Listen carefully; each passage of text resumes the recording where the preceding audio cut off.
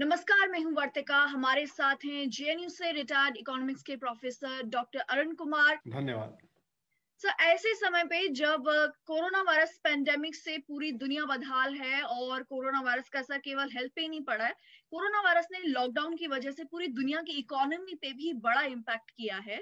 और कहा जा रहा है कि जो दुनिया की बड़ी इकोनॉमीज हैं उनके विकास में वो माइनस में पहुंच गया है। उनकी जीडीपी -5 तक उनकी जो ग्रोथ रेट है उस पर असर पड़ने की बात कही जा रही है। तो ऐसे में पूरी वर्ल्ड इकोनॉमी, आप अगर आपसे पूछा जाए सबसे पहला सवाल कि फिलहाल 2020 में वर्ल्ड इकोनॉमी कैसी रही और कोरोना वायरस और ये लॉकडाउन का वर्ल्ड इकोनॉमी पे क्या इम्पैक्ट रहा, तो उस बारे में आप क्या कहेंगे? तो ऐसा है कि ये जो कोरोना वायरस है ना, ये बहुत विरुलेंट है, तो बड़ी तेजी से फैलता है। तो हालांकि इसमें डेथ इतनी नहीं होती है जितनी कि इबोला में होती है, लेकिन क्योंकि फैलता बहुत ज़्यादा है तो इसलिए डेथ काफ़ी हो गई हैं इस एक साल में। अभी यानी कि जैसे अमेरिका है, वहाँ पे सबसे ज़्यादा डेथ हुई हैं, और इंडिया नंबर 2 पे है उसके बाद। तो हर जगह ये असर डाल रहा था, तो इसलिए लॉकडाउन करना पड़ा। लॉकडाउन में क्या है कि लोग फिर मिलते जुलते नहीं हैं, तो फैलना कम हो जाता है। अगर मिलते जुलते रहते तो बहुत ज़्यादा फैल जाता। तो लॉकडाउन का मतलब है कि हम अपने आप से अपना उत्पादन बंद कर दे रहे हैं। जब हम जाएंगे नहीं फैक्ट्री में, दफ्तर में, तो उत्पादन बंद हो जाएगा। तो मेरा मानना है, जैसे भारत की अर्थव्यवस्था 75% गिरावट आई उसमें अप्रैल के महीने में, जबकि लॉकडाउन हुआ मार्च 25 के बाद।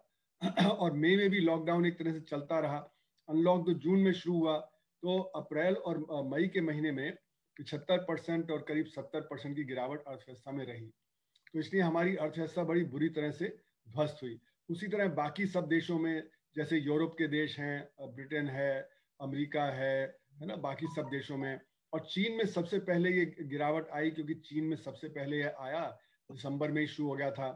तो वहां पे उनके फर्स्ट क्वार्टर में भी गिरावट आई। तो इतनी गिरावट कभी देखी नहीं गई है पिछले 70-80 साल से। अर्थव्यवस्था पे असर हुआ है। अगर यहाँ पे बात की जाए कि जो हमारी रिकवरी है, अगर कही जाए कि जो माइनस में एक तरीके से पूरे दुनिया की जो ग्रोथ रेट चली गई है, इसकी रिकवरी के बारे में अगर अनुमान लगाया जाए कि क्या आपको लगता है कि क्या हम आने वाले 2-4 सालों में एक दुनिया की तरह रिकवर कर पाएंगे, और जो विकसित देश हैं उनकी कितनी तेजी से रिकवरी होगी, और फिर जो हमारे भारत जैसे देश हैं या साउथ एशियन जो देश हैं उनकी रिकवरी क्या तेजी से होगी या कितनी तेजी से होगी, इसका क्या अनुमान लगाया जा सकता है? देखिए, रिकवरी निर्भर करती है कि सरकार कितना इंटरवेंशन कर रही है, सरकार कितनी सपोर्ट दे रही है एम्प्लॉयमेंट जनरेशन में, या जो बेरोजगारी हुई है वहाँ पे उनकी जो इनकम में सपोर्ट में, या बिजनेस जो फेल कर रहे हैं उनको मतलब सपोर्ट देने का है, या जो बैंकिंग सिस्टम है जहाँ पे जो क्राइसिस है, तो उसका जो सेंट्रल बैंक कितना लिक्विडिटी जो रिलीज कर रहा है मार्केट में। तो कुल मिला के दुनिया की अर्थव्यवस्था में लिक्विडिटी का एक्सपेंशन बहुत ज़्यादा हुआ है। सारे सेंट्रल बैंक, चाहे यूरोप का हो, चाहे अमेरिका का हो, चाहे भारत में आरबीआई हो, लिक्विडिटी बहुत रिलीज की गई है।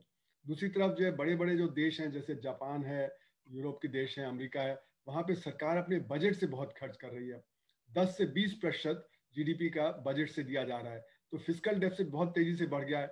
लेकिन हमारे यहाँ भारत में महज 1.5% ही जो बजट से दिया जा रहा है, और बाकी जो दिया जा रहा है वो जो आरबीआई के क्रेडिट की पॉलिसी वगैरह से दिया जा रहा है, जिसकी वजह से डिमांड नहीं बढ़ी है।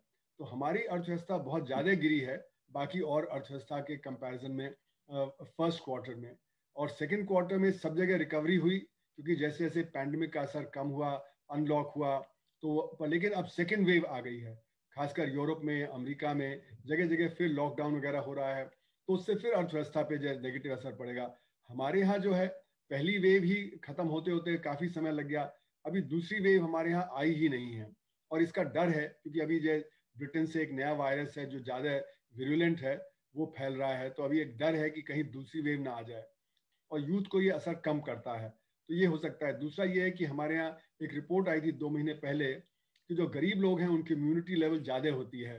तो गरीबी की वजह से हो सकता है कि हमारे यहाँ इतना जो स्प्रेड नहीं हुआ है जितना कि और खतरा था। और दूसरी वजह ये भी बताई जाती है कि जिनको बीसीजी का इंजेक्शन लग चुका है, जो भारत में लगता है, तो उसको हो सकता है कम हो। तो कई वजह से हमारे यहाँ अभी सेकेंड वेव नहीं आई है, और जो गिरावट है फर्स्ट वेव में वो बाकायदा चालू है। पर लेकिन हमारे यहाँ असंगठित क्षेत्र बहुत बड़ा है। तो असंगठित क्षेत्र बड़े होने की वजह से हमारी रिकवरी बहुत स्लो है, क्योंकि असंगठित क्षेत्र पे सबसे ज्यादा असर पड़ा। तो अमेरिका, ब्रिटेन वगैरह में, यूरोप में रिकवरी तो शुरू हो गई थी, लेकिन इस सेकेंड वेव से फिर डिक्लाइन हुआ। तो मेरा मानना है कि जो IMF है वो सही आंकड़े नहीं दे रहा है, और गिरावट दुनिया की अर्थव्यवस्था में कम से कम 7-8-9% तो रहेगी। तो $90 ट्रिलियन की अर्थव्यवस्था में अगर आप समझे कि 7-8-9% की गिरावट रहेगी, तो आप ये समझिए कि कम से कम $6-7 ट्रिलियन की गिरावट रहेगी। और ये तब है जबकि इतना बड़ा बड़ा पैकेज दिया जापान में, अमेरिका में, बाकी सब देशों में। अगर वो पैकेज नहीं दिया होता तो मुझे लगता है कि अर्थव्यवस्था दुनिया की शायद 10 से 15% के करीब गिरावट आती। भारत की अर्थव्यवस्था पहली तिमाही में करीब जो आंकड़े आए सरकार की, वो 23.9% की गिरावट थी। मेरे अनुसार 45% की गिरावट थी। और दूसरे क्वार्टर में सरकार कह रही है कि 7.5% की गिरावट है, लेकिन मेरे अनुसार वो 20% की गिरावट है। तो कुल मिला के ज्यादातर आंकड़े जो सरकार दे रही है या RBI दे रही है, वो कह रहे हैं कि इस साल हमारी अर्थव्यवस्था में करीब 10% या 7% इसके बीच में गिरावट रहेगी। मेरे अनुसार गिरावट करीब 29% रहेगी।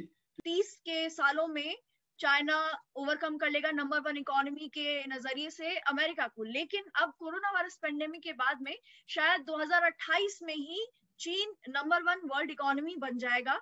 तो ये कैसे संभव हो पा रहा है, और इसका फिर वर्ल्ड इकोनॉमिक ऑर्डर पर क्या असर पड़ेगा सर?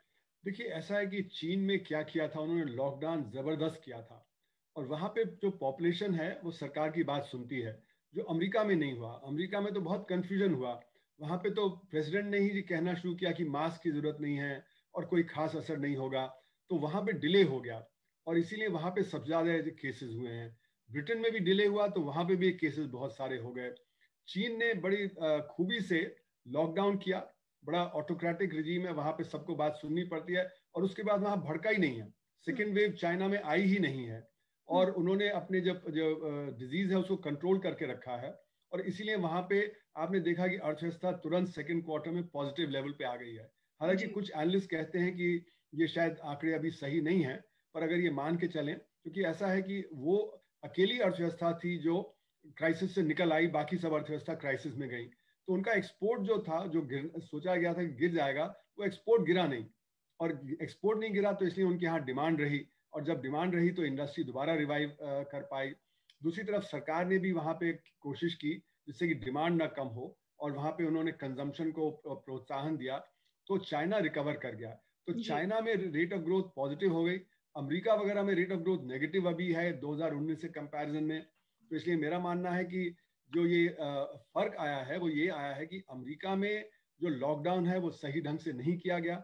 चाइना में लॉकडाउन को जो बड़ी खूबी से उन्होंने किया, ऑटोक्रेटिक रिजीम है वो कर पाई, वहां पे लोग भी ज्यादा बात सुनते हैं सरकार की, तो इसलिए ये हुआ। तो अब ये लग रहा है कि जो डिफरेंस है जो चीन में और अमेरिका में, वो है कि वहां की पॉपुलेशन क्या है, वहां की लीडरशिप कैसी है। इन दोनों की वजह से चीन आगे बढ़ रहा है, और अमेरिका में कंफ्यूजन है। सारी सप्लाई चेन्स इंटरलिंक हो गए हैं, और जो टेक्नोलॉजी है वो रूल करता है दुनिया पे। जिसके पास टेक्नोलॉजी है वो आगे बढ़ जाता है, जिसके पास टेक्नोलॉजी नहीं है वो पिछड़ जाता है। तो हमने इंडिया में टेक्नोलॉजी डेवलपमेंट पे वो ध्यान नहीं दिया जो हमें देना चाहिए था। चीन ने ध्यान दिया। अब उन्होंने 5G तक, मतलब कि जो अमेरिका वगैरह से भी वो आगे निकल गए 5G टेक्नोलॉजी में, और बहुत सारी आर्टिफिशियल इंटेलिजेंस है, फिर जो ई-कॉमर्स है उस सब में उन्होंने बहुत बड़े कदम उठाए हैं, और वो बहुत आगे निकल गए। इसीलिए जो अर्थव्यवस्था भारत की अर्थव्यवस्था के बराबर होती थी आज से 30-40 साल पहले तक, वो अब हमसे 4 गुनी ज्यादा बड़ी हो गई है। तो उन्होंने बहुत ज्यादा तरक्की की है, क्योंकि उन्होंने टेक्नोलॉजी पे ध्यान दिया, और उन्होंने मतलब जो सारा प्रोडक्शन है उसका जो हब बन गए हैं, मैन्युफैक्चरिंग के वो सप्लाई चेन उनके थ्रू पास करती है। तो हम इस समय तुरंत अगर अपने आप को काट लेंगे तो हमें उसका असर पड़ेगा, क्योंकि हमारे जो माल है वो महंगा हो जाएगा, टेक्नोलॉजी है उसमें प्रॉब्लम। आपने पिछले सालों में देखा, पिछले 2 साल में, कि बहुत सारी हमारी जो नई कंपनियां हैं, जो स्टार्टअप्स हैं, उनमें चाइना का इन्वेस्टमेंट है, टेक्नोलॉजी में है, टेलीकॉम में है, बाकी पावर जो प्रोजेक्ट्स वगैरह हैं उनमें है, बाकी जो कंस्ट्रक्शन है उसमें है, बुलेट ट्रेन तक में जो उनसे बात चल रही थी। तो कुल मिला के जो बढ़त चीन ने हासिल की है वो टेक्नोलॉजी के दम पे, जो उन्होंने R&D में एक्सपेंडिचर किया, जो उन्होंने हायर एजुकेशन में। तो हमें भी स्ट्रेटेजिकली ये सोचना चाहिए कि अगले 5 साल या 10 साल में हम इसको कैसे बदलें। ये महत्वपूर्ण जानकारियां प्रोफेसर अरुण कुमार ने हमारे साथ साझा की। बहुत बहुत शुक्रिया आपका हमारे साथ इस प्रोग्राम में बने रहने के लिए। धन्यवाद।